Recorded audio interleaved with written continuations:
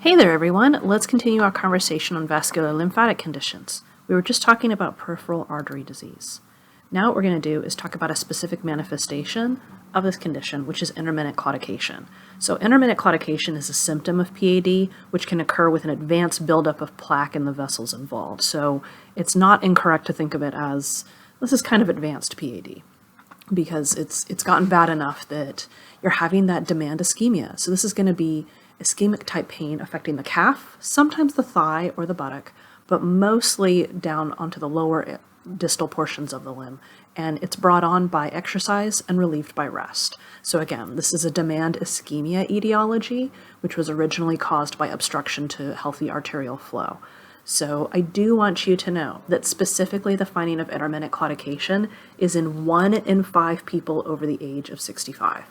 Yeah, 1 in 5. So this is part of why I keep harping on the idea of a regular screening habit, because you're absolutely going to find it. And when you do and you catch it early, that's a good thing. You're helping your patient. So what makes you more likely to develop specifically intermittent claudication or to have this advanced state of peripheral artery disease? Well, it's exactly what you would think. So the exact same things that led to the development of the plaques lead to that progression. So if you think about it, that hypertension, hyperlipidemia, leading to atherosclerosis, these things in combination, that's how we got here. So if these things are in combination, you're more likely to get PAD with an intermittent claudication presentation. Now, some things you can't help, like increasing age, and unfortunately that's in the mix.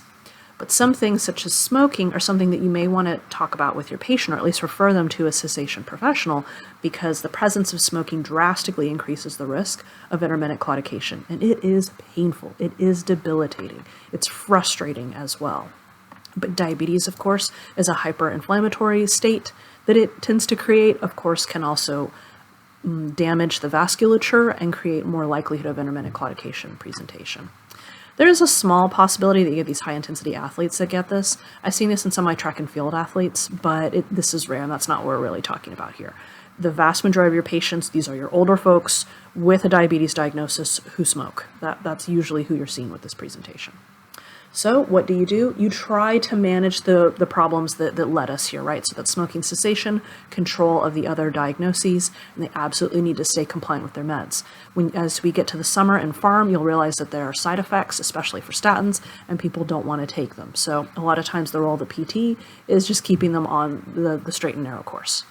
Exercise, again, with that logic that we had earlier for PAD in part 1. Interventions, again, the same idea, angioplasties and bypass surgeries, and then again, me emphasizing for the 1 millionth time, but truly you can't say it enough, is be able to recognize the signs and symptoms of it building, or at least once it's there, catching that intermittent claudication. You do not need to know this slide specifically. It's just giving you more detail in case you like that. But what you basically have is this really amazing ability of physical therapy to create more vasculature, to improve the physiologic work of the muscle, and to improve the health of the nerve, which is all going to make this patient feel so much better. Truly, we really are good at helping patients with this condition. So much so that this is demonstrated in larger studies, that if you just have the surgical work alone, that it isn't as effective if you do everything including us. So yay, go physical therapy. We really do have a powerful physiologic effect on improving the physiology of our patients' limbs, such that, we're basically helping in the process of saving them, which is really awesome. So once again, what do? We put on gloves, because I get it, it's feet. We take off their shoes and socks. Maybe you're like me and you like to be like, oh, let's make this not weird. So you make silly jokes, you do your physical exam as you've been trained to, and you save limbs by catching things. Yay! We love it. Okay, we love saving limbs. We are PTs, we're all about that. Okay, let's switch over to the other vessel. Veins, chronic venous insufficiency, also its name peripheral venous disease. You're mostly going to hear me call it CVI. Sometimes you'll hear it called PVD. Same thing, y'all. Same thing. So this is when the veins in the legs don't allow blood to return. So blood is, let's say it's made it all the way down to the foot, the artery is healthy, now it has to come back. The veins are not allowing that return, so the blood gets stuck. How does it get stuck? Veins have one-way valves. So when these valves don't work, blood not only gets stuck, it can actually flow backwards, and this causes that collection or pooling of blood in the lower extremities. There are two etiologies we want to be aware of here. So the majority of cases are that you have dilated or incompetent veins. In other words, the vein isn't working properly at a biochemical level. It's not as stretchy as it used to be. This is actually a lot of cases. Secondary though, and this is honestly what you'll see a lot in clinic, is that the person has had injuries to the veins, and that's how they ended up in this status. So chronic DVTs, or deep venous thromboses, can trigger inflammatory responses and injure the venous wall, and then you end up with problems, including hypertension in the veins, and that ultimately leads to insufficiency of the veins. So we've got two ways to get there. So one is that you have a chemical problem, the other is that you have a pathophysiology cascade problem, okay? So how do they look? Exactly like you would think. Lower extremity edema, lower extremity fatigue. With all of that swelling, they get a lot of discomfort. It hurts, it throbs, it itches. In addition, the edema is painful, so that's part of it. Mind you, this is pitting edema, okay? This is specifically pitting edema. In fact, you can even get upwards of weeping edema with this, but mostly this is pitting. So if they prop up their legs, they feel better. So that's the opposite of PAD, right? PAD likes to dangle, CVI likes to prop. Exercise probably makes little to no difference in the pain presentation, and then the presentation of the skin is really different. So what they're experiencing is a verb called extravasate. So they're having this phenomenon where the vein is so full of fluid that it squishes out. And so that's where you end up with these red blood cells just kind of stuck there in the surrounding tissue, and eventually they die. And so you have this staining, this hemosiderin staining from the dead blood cells that weren't able to come back into the body and get disposed of properly by the organs responsible for that. Over time, this is a chronic inflammatory status, so you end up with fibrosis, and specifically, it's fibrosis to the nearby subcutaneous fat. So this is called lipodermatosclerosis, and the skin gets really thick. As this becomes more advanced, you actually start to lose some skin. Remember, skin has layers, so you start to lose a little bit. Those layers get thinner. The veins become more visible, so those are varicose veins. You can have skin lesions, lots of hyperpigmentation. You can have somebody who has a completely different color of limb, and ulcer formation really starts to happen, and its favorite place to go is the medial malleolus. Okay, so what are risk factors for the development here? Oh yeah, you can see here, so I chose this image. This is definitely hemosiderin staining, and this grouping here, those are varicose veins. Yeah, note that you can't really see the structure of the malleoli there. That's because this limb is swollen. So this is a pretty classic presentation here. It's not as advanced as it could be worse, but you can see, I mean, look at all of those varicose vein areas, right? I mean, see it there.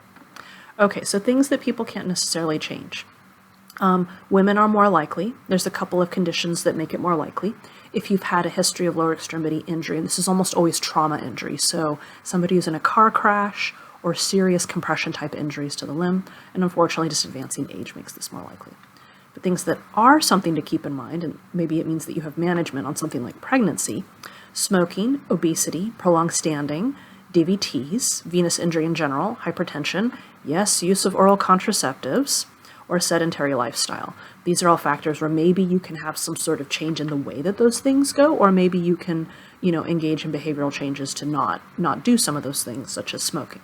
So, risk factors, there's many of them. I'm not as interested in something like this, but I'm definitely interested in something like this, okay? So, who is getting this? Well, it's pretty much everybody. So you don't really need to know the epidemiology here. It crosses a lot of spectrums here. It's a lot of folks, actually. Pathophysiology here is much more important to know. So normally what happens is the blood flows. Let's say there's a foot down here, okay? And normally the blood goes back up this way, and the little valves on the vein close so that there's no backflow. But in CVI, this is what's happening. It's supposed to return, but this can't close anymore because it's got too much fluid in it. So that's venous hypertension, okay? Venous hypertension, the classic is to the legs. And therefore, because it's not closing, the blood can flow backwards and pool. So that's when we end up with this. So the phenomenon of the valve not closing is called incompetent. So an incompetent valve allows blood to flow backward, and now you have a status of venous insufficiency.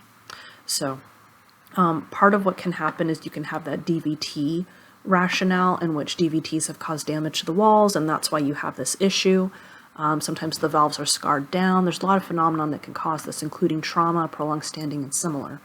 But ultimately, the result is the same, in which the veins aren't able to prevent backflow. So again, how do we look in the skin? This is common in elderly. I mean, just think of how many times out in the community you see this hemosiderin staining, right? Note that there can be drastic differences in the tone of the skin and the color of the skin. In addition, just looking at these limbs, that skin doesn't look like it's very soft or pliable, right?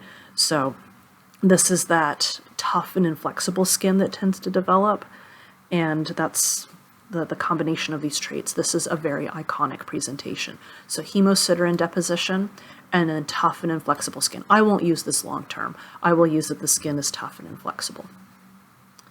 Okay, so because we have blood stains still, there's a lot of things that can go wrong, and one of them is a venous ulcer, sometimes called a venous stasis ulcer. So compare this to our PAD wound. So this one has specific locations. Its big favorite is the medial malleolus. It also loves the tibial area, and generally it's at the very lower third of the leg. Why? Because that's where the blood is pooling. So note that this person's injury is right in the same location as their hemosiderin staining. Same thing here, okay? The lower third of the leg. The color of these wounds tends to be darker. It's a purple or a brown. You can also have some exudate that comes out, like some fluid that comes out. So the granulation tissue that develops bleeds very easily. The borders are uneven, jagged, and it's quite shallow. Notice how this does not have the punched out look, and it's got more of a scraggly sort of look on the edges there. The pain runs the spectrum. So it might have none, it might be mild, or it might be shocking amounts of pain. But whatever the pain is, it's likely to happen at the end of the day, and it's relieved if they prop up their leg. The skin nearby tends to be hard, shiny, tight, hot, and discolored. The temperature is almost always warm or hot, and these ones tend to smell, these wounds. There's a bad odor and the pus may drain. So medical workup, what do? Well, the same things you would think. Taking a look at what's going on. In this population treatment, actually you can do compression stockings because this is a venous return thing. The compression stocking allows the valves to work a little better, but it only works if they use it all the time in the long term. Otherwise, they go in, they try to reconstruct things surgically, although, limited efficacy there. What tends to work a lot better is management. So that's actually us. Compression therapy, exercise, such as using the calf musculature to serve as a pump to shoot the blood back up and to relieve the pressure in the veins, and then a lot of education to do all of these treatment protocols, right? So what's the prognosis here? Well, unfortunately, this is a progressive condition without correction. And once the venous ulceration, in other words, the wounds start, this is really difficult to stop. You've really got to get that pressure down in those veins, otherwise recurrence is very likely. So a lot of times what can happen is that they develop issues of inflammation with those veins, and so in addition to CVI, they also become at risk of DVT in over half your patients. Surgery is so-so. I haven't seen it go very well very often, and this actually gets expensive very quickly. Remember again that venous ulcers have high potential to be painful and that they have a risk of DVTs and PEs. All right, let's go ahead and pause on this one.